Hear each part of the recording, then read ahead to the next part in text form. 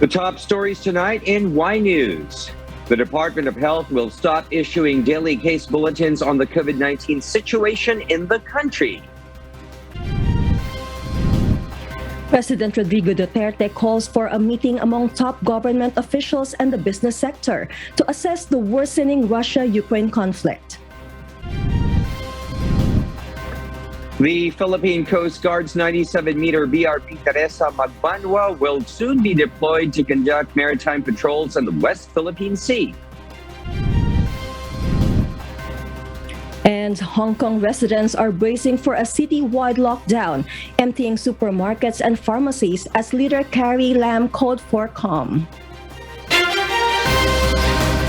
Good evening, Philippines and the world. Today is Tuesday, the 1st of March, 2022. Join us in the next hour as we deliver today's top stories around the Philippines and in other parts of the world. I am William Theo. We are also seen in 1,935 satellite monitoring centers nationwide and via live streaming worldwide through the UNTV News and Rescue social media accounts and our website, untvweb.com. I am Elsie Marcos. First in the news, the Metropolitan Manila Development Authority, or MMDA, is reviewing the implementation of an extended number coding scheme in areas under Alert Level 1. Eileen Cerudo will tell us why. Heavier traffic is expected as Metro Manila eases to Alert Level 1. Public transportation is at full seating capacity while several establishments are set to reopen. To help in resolving heavy traffic in national roads, the Metropolitan Manila Development Authority is reviewing the extension of the number coding scheme during morning rush hour. Pero po sa aming pag-meeting po, kasama ang ating mga sector heads at base sa datos ng ating Traffic Engineering Center, sumiskip na rin po yung morning rush hour between 7 to 9. Kaya po pinag-aaralan natin mabuti yung pag-expand dito. Currently, the number coding scheme is implemented from 5 p.m. to 8 p.m. Several public utility vehicle drivers are already affected by the traffic caused by a more relaxed quarantine restriction. Medyo matraffic na ngayon at marami na rin mga sasakyan. Saka yung mas maganda ngayon kasi medyo kahit pa paano makakapuno na. Nung mga nakaraan, hindi pwede, 70% lang eh. Medyo masikip na. Hindi kagaya nung alert level to, kahit pa paano maluwag, kahit rush hour. Pag umaga, medyo matraffic. Pero pagdating naman ng tanghali, medyo maluwag-luwag. Pagdating naman ng hapon, medyo matraffic na naman. Kaya yung biyahe namin, sira eh. During President Rodrigo Duterte's talk to the people, Transportation Secretary Arthur Tugade said 71 routes will be reopened in Metro Manila under Alert Level 1. Train stations such as MRT3, LRT1, and Philippine National Railways will also accommodate more passengers. However, observing public health protocols will still be strictly implemented. Secretary Tugade is confident that railways will be able to accommodate the influx of passengers since the completion of the MRT3 rehabilitation. Ibig kong sabihin ito, Mr. President, yung tren na tumatakbo na noon, 6 hanggang 9, ngayon minimum 22, pwede pa akong mag-26. Ang ibig kong sabihin ito, yung operating speed natin, ngayon na rehabilitation from 25 kilometers to 60 kilometers per hour. Ang ibig kong sabihin ito, yung reduced headway from 9 minutes to 11 minutes, reduce na ho yan sa 3 minutes up to 3.5 minutes. For the aviation sector, meanwhile, passenger capacity at the Ninoy Aquino International Airport will be increased to 10,000 from 5,000 passengers. The DOTR will also reopen the NAIA Terminal 4 on March 28. Eileen Cerudo, UNTV News and Rescue. We serve the people. We give glory to God. The National Economic Development Authority considers that the resumption of physical classes nationwide will help revive the country's economy. NEDA Director General Carl Chua said resuming in-person classes will generate about 12 billion pesos in economic activity, as it will spur activity in establishments around schools, such as food stalls, school supply stores, and restaurants, as well as public transport. Aside from providing a big boost to the economy, reopening classes in all schools will also improve the learning and productivity of children. Chua noted that only around 13.1% of basic education schools in the Philippines have resumed limited in-person classes. Meanwhile, the Philippines recorded 1,067 new cases of novel coronavirus disease or COVID-19, pushing the nationwide case count to 3,663,059. Active cases stood at 51,592 or 1.4% of the total number of cases. Among the active cases, 46,609 are mild, 2,779 are moderate, 1,417 are severe, 489 are asymptomatic, while 298 are in critical condition. The DOH also reported 1,662 new recoveries, bringing the total to 3,555,016 or 97.1% of the total number of cases. While 0 deaths were recorded, COVID-19 related deaths remained at 56,451.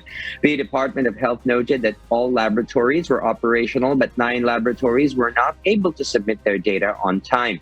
Meanwhile, the overall global COVID-19 caseload has topped to 437,126,837, while the deaths have surged to 5,957,552, according to the Johns Hopkins University. The United States is the worst hit country with the world's highest number of cases and deaths at 79,045,217 and 950,481 respectively, according to the CSSE. And in terms of infections, India follows in the second place with 42,931,045 cases with 514,023 deaths. In terms of deaths, Brazil comes second with 649,676 fatalities. Meanwhile, starting next week, the Department of Health will no longer issue a daily COVID-19 case bulletin. Aiko Miguel reports why. The Health Department will be focused in releasing weekly reports on severe, critical, and intensive care unit utilization starting on Monday next week. Gusto ko natin tanggalin yun pong mindset ng ating mga kababayan na numero po ang tinitignan natin. Kaya po natin nililipat kasi mas critical po at should be the consequence that the population cares about. Itong severe, critical, at saka yung mga namamatay at kung ma-overwhelm ang ating healthcare system. Health spokesperson Undersecretary Maria Rosario Vergere explained, this move goes along with the country's transition to the new normal. Undersecretary Vergere added, the COVID-19 public tracker will still be updated for now, but will eventually be phased out.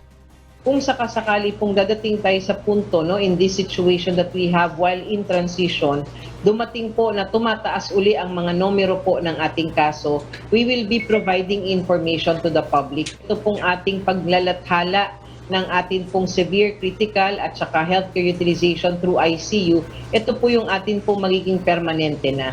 So as to the case numbers, kung mga mild po yan, we treat it like it's part of our lives. No, we live with the virus.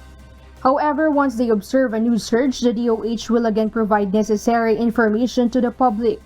The DOH also emphasized that COVID-19 vaccination in the country played a huge role to give protection to Filipinos and made COVID-19 cases drop. It has been a year since the government started the COVID-19 vaccination among the A1 sector or healthcare workers. Currently, there are 63 million fully vaccinated Filipinos amid the challenges on COVID-19 vaccine supply and logistics last year.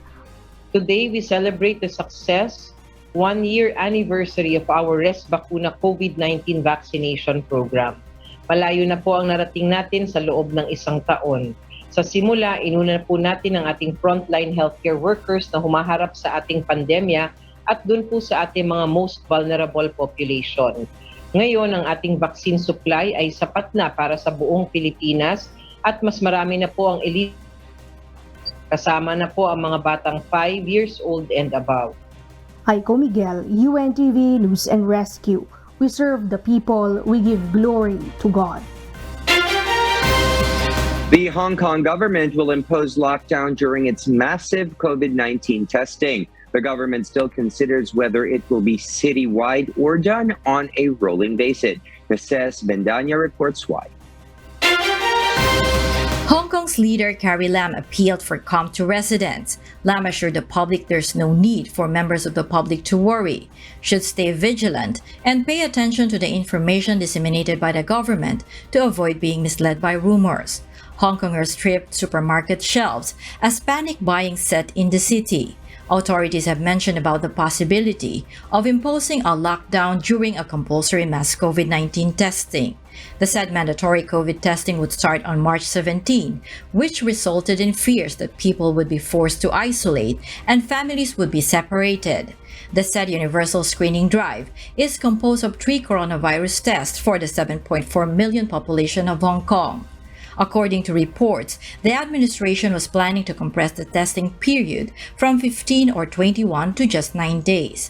Hong Kong is gripped by its worst COVID outbreak due to more transmissible Omicron variant. Nisette Bendanya, UNTV News and Rescue. We serve the people. We give glory to God. Few months before stepping down from his office, President Rodrigo Duterte expressed his worry on the resurgence on the country's drug problem once he steps down from office. Rosalie Cos will tell us why. President Rodrigo Duterte have never failed to mention his drug war on his public addresses. Last night he said he hopes his successor will continue the controversial fight against the proliferation of illegal drugs in the country. I hope that whoever would sit as president would continue if not the ferocity that I did and I accept it. Baski lang naman sana yung a little lower than my standard. Kasi talagang sisirain ang bayan natin ito. I'm so worried about the resurgence of drug problem. The Duterte administration's pillars of governance include peace and order, which is focused on reducing the supply, demand, and harmful effects of illegal drugs. However, the campaign became controversial not only in the country but also in the international community for claiming thousands of lives. This even drawn backlash from international human rights organizations as well as a probe by the International Criminal Court or ICC. Never mind about the ICC. Wala akong pakialam dyan. Does not worry me a bit, you know. Last November, the ICC halted its investigation upon the request of the Philippine government. Rosalie Cos, UNTV News and Rescue. We serve the people, we give glory to God.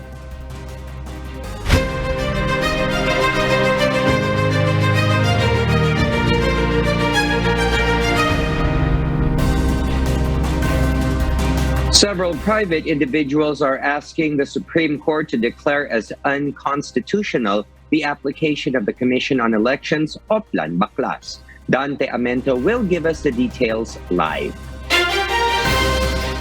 Yes, Dante, good evening. Go ahead. Yes, good evening, William. The Supreme Court is urged by some supporters of Vice President Leni Robredo to stop the implementation of Oplan Baklas by the Commission on Elections through a temporary restraining order or TRO. Petitioners are from Isabela, Capiz in Visayas, and Zamboanga in Mindanao. They also ask the High Court to review the poll body's guidelines that regulate election propaganda materials and returned, as well as restore all dismantled or removed campaign materials. Certiorari dahil kine-question ho namin ang tingin naming unconstitutional na pag-exercise ng COMELEC ng sinasabi nilang kapangyarihan. Mandamus, gusto naming respetuhin ng COMELEC ang ating kalayaan para ipahayag kung sino ang ating mga sinusuportahan. At ito ay pwedeng pahayag through speech o pahayag man through expression, gaya ng mga murals at tarpaulin. The group argued some provisions of the COMELEC Resolution 10730, particularly pertaining to the removal of campaign posters, should be declared unconstitutional. COMELEC regulations on Oplan Baklas also cannot be applied for private individuals, but for political parties and candidates only. The damage has already been done, and at the same time, this case will clarify the position of private persons who are non-candidates, to finally settle the matter. The group accused the COMELEC of arbitrary removal of some election propaganda materials. It is allegedly a violation against freedom of speech and equal protection rights under the Constitution. Pine-question rin po namin ang pagbaklas ng COMELEC nang walang tinatawag na prior notice and hearing. Ang mga tinatanggal po nilang mga expression ng mga pribadong mga tao ay hindi po dangerous sa public. Meanwhile, William COMELEC spokesperson Director James Jimenez said they will wait for the court's action over the petition, and the commission will follow the Supreme Court's decision on the case. If there are issues, then we will respect the TRO. But other than that, again, wala naman tayong major backlash operations na ongoing right now. But until we are restrained officially by the court, these operations will continue. And that's our latest live from Quezon City. Back to you, William. Yes, thank you. Dante Amento reporting live from Quezon City. Vice Presidential candidate Davao City Mayor Sara Duterte Carpio underscored the importance of local executives in running the bureaucracy amid challenges including lack of funding. The Lakas CMD VP candidate, together with her endorsed senatorials, attended the meeting of Vice Mayors League of the Philippines. Nel Maribuhok has this story. Davao City Mayor Sara Duterte Carpio stressed the importance of continuous assistance of the national government to the local government unit. During the regular National Executive Board meeting of the Vice Mayors League of the Philippines held in Pasay City, Mayor Sara said that no municipality or city, regardless of classification, should be excluded from continued national government assistance when the need arises. She also supported any move to strengthen or empower the LGUs. I support the call for income reclassification. A current and accurate classification of income status will help LGUs thrive from a position of fiscal strength. During a media interview, Mayor Duterte says that her attendance in future debates are not yet being discussed. Wala pa po yan sa discussion namin sa team namin.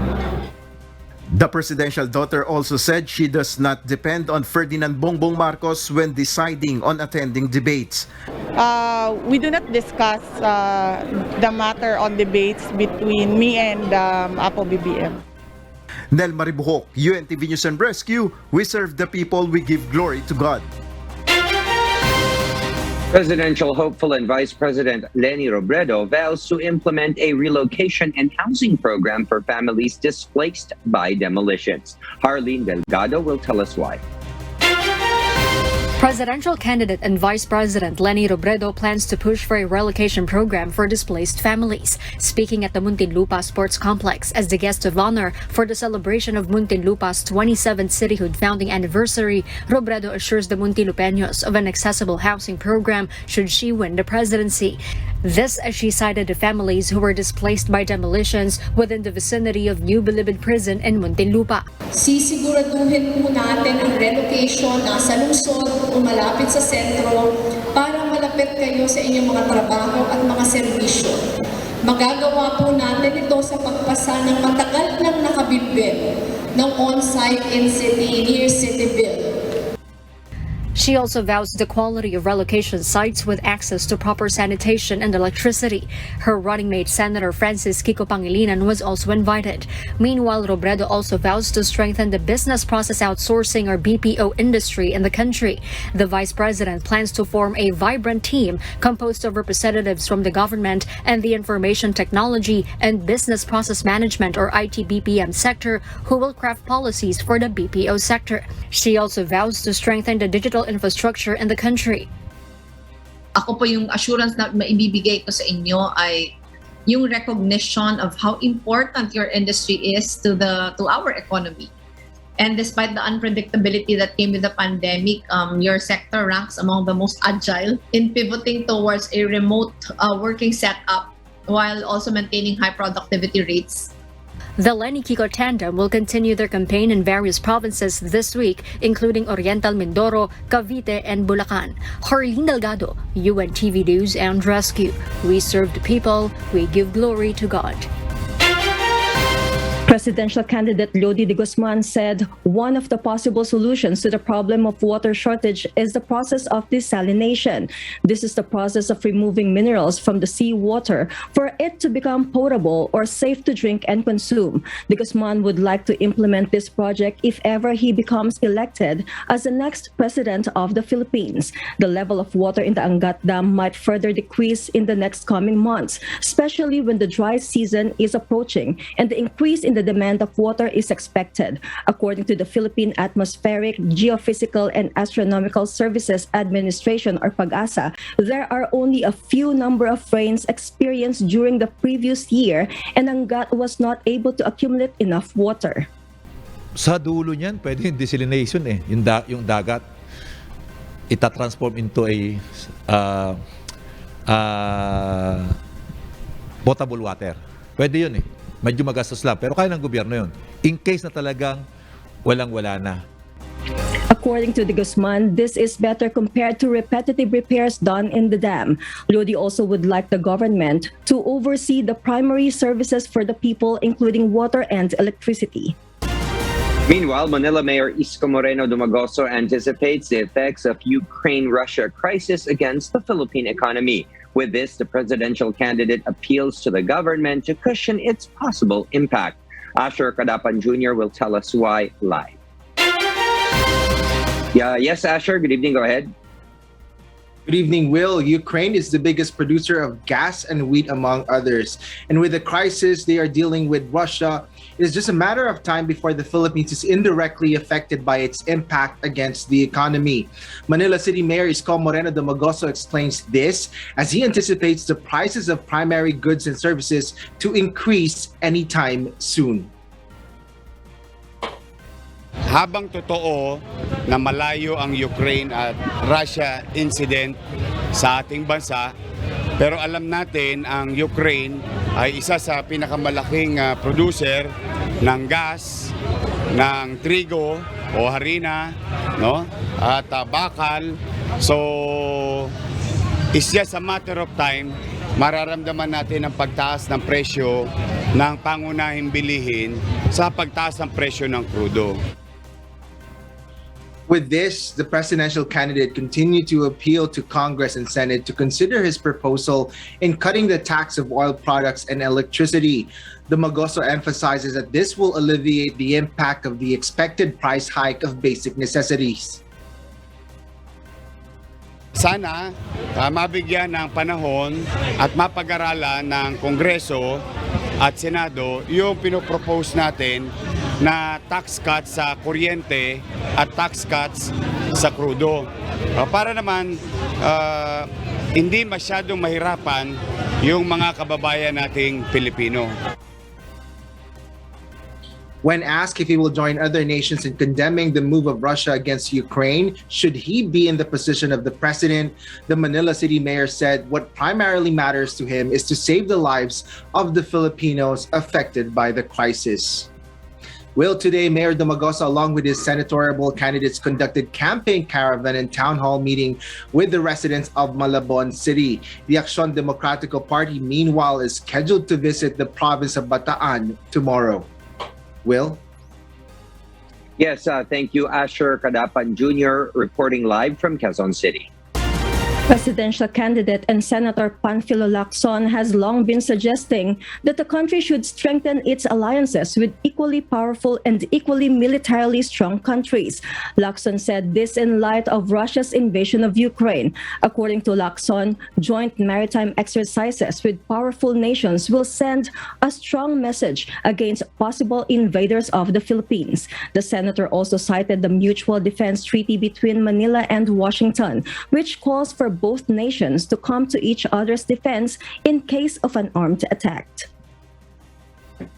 Kailangan natin na napakaraming sundalo na Philippine Army. Ang kailangan natin ngayon, naharap tayo sa isang external threat. Yung threat galing sa pwede mag-invade sa West Philippine Sea.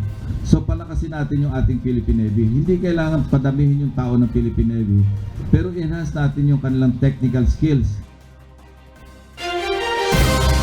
President Rodrigo Duterte holds a special meeting tonight with high-ranking officials of the Philippine National Police, Armed Forces of the Philippines, several of his cabinet members, as well as some businessmen to discuss the current crisis between Ukraine and Russia. The president made mention of the issue during his public address last night. Malacanang is unsure if the special meeting will be broadcasted since the topic to be discussed is sensitive. The discussions are also expected to dwell on the preparations to undertake for the possible effects of the war. I will be calling for a special meeting. We will discuss about what is evolving or what's happening in Europe. Gusto kong makinig kayo kung gaano ka-importante na malaman natin ang lahat ito nangyayari ngayon. The Philippine Coast Guard's newest and largest multi-role response vessel will soon be patrolling the country's maritime jurisdictions, including the West Philippine Sea. Janice Inhente will tell us why.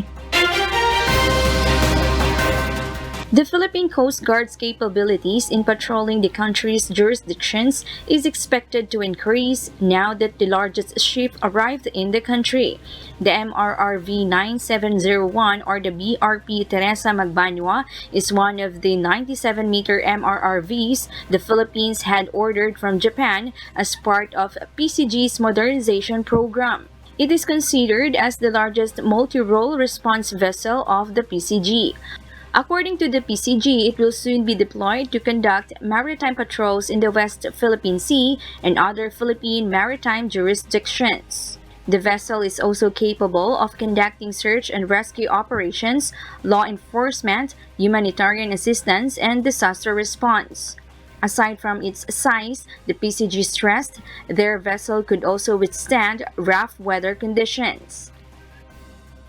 So one of our main obstacles while patrolling is yung distance, syempre.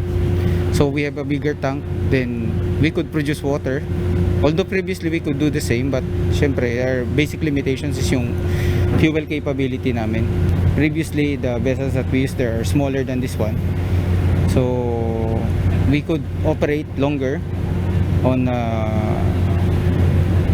rough weather sea conditions.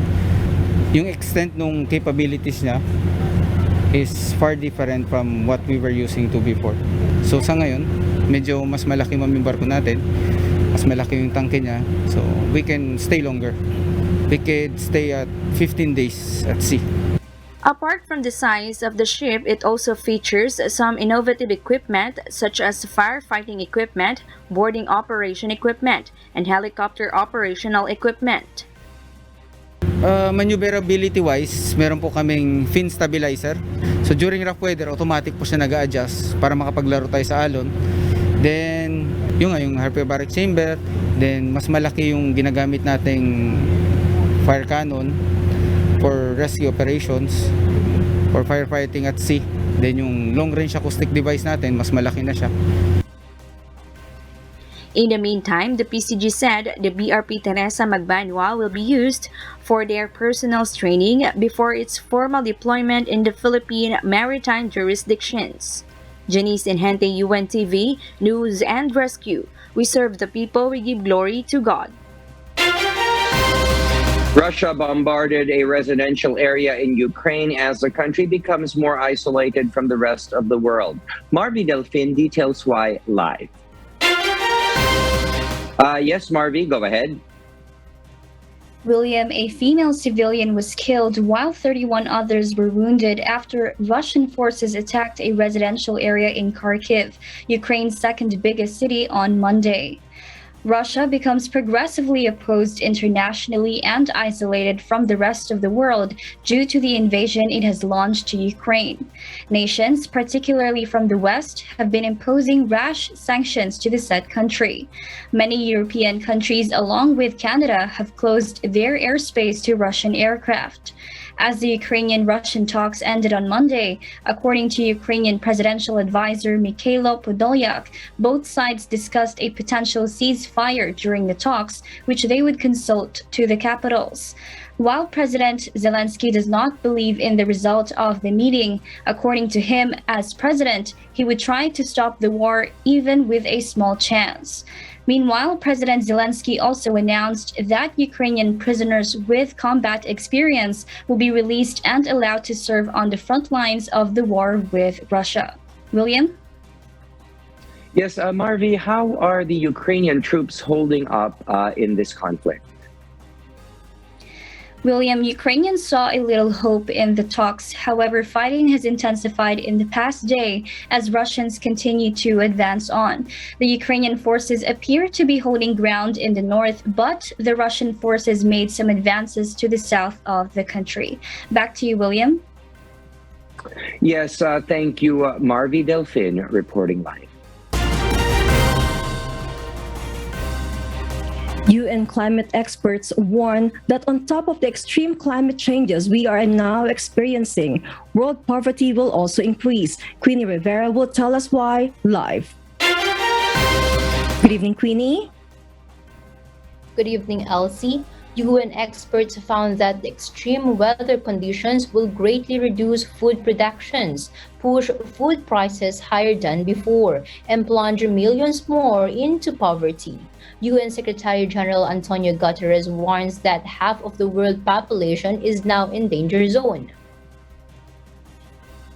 Nearly half of humanity is living in the danger zone now.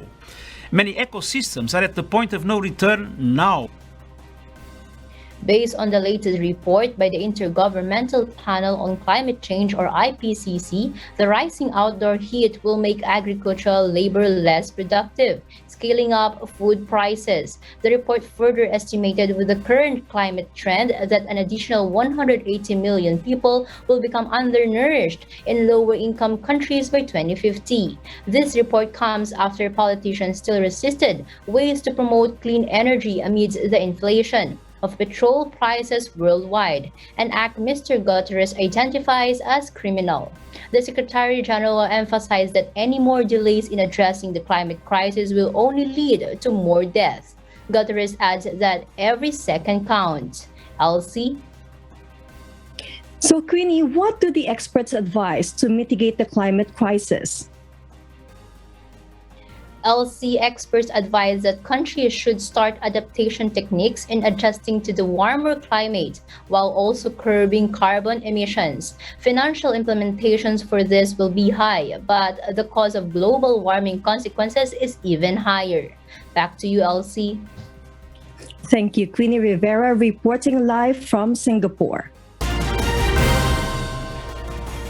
A new study shows that Pfizer's COVID-19 vaccine is significantly less effective in children ages 5 to 11, and the lower dose they receive may be the reason. Data from the New York State researcher shows that vaccines' efficacy against infection among those children declined to 12% at the end of January from 68% in mid-December compared to kids who did not get vaccinated. For those aged 12 to 17, the vaccine's protection against infection fell to 51% in late January from 66% in mid-December. The study has not yet undergone peer review.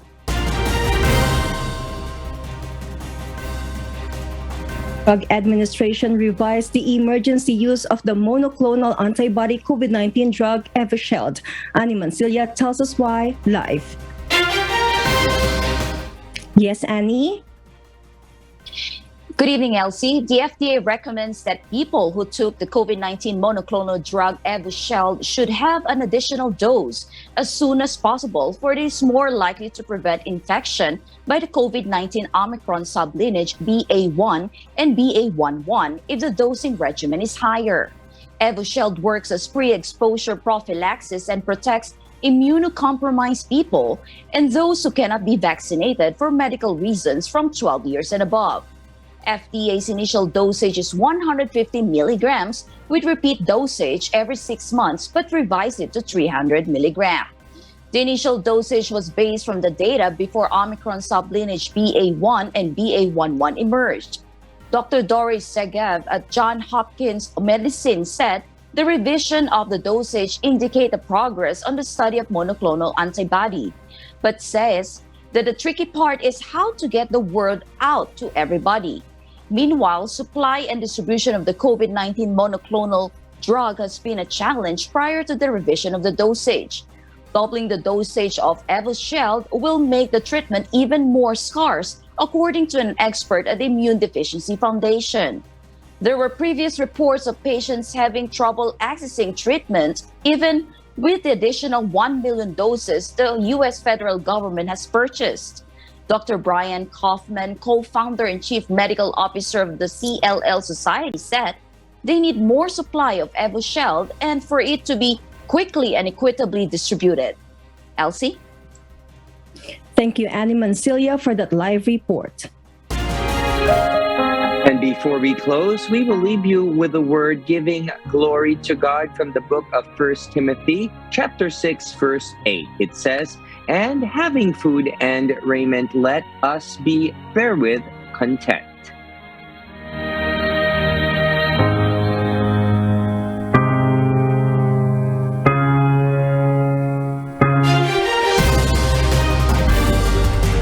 And those are the reasons behind the news March 1, 2022. Reasons we deliver to you as they unfold. I am Elsie Marcos, reporting live from Auckland, New Zealand. And because we need to know, we will always ask why. I am William Theo. We serve the people. We give glory to God.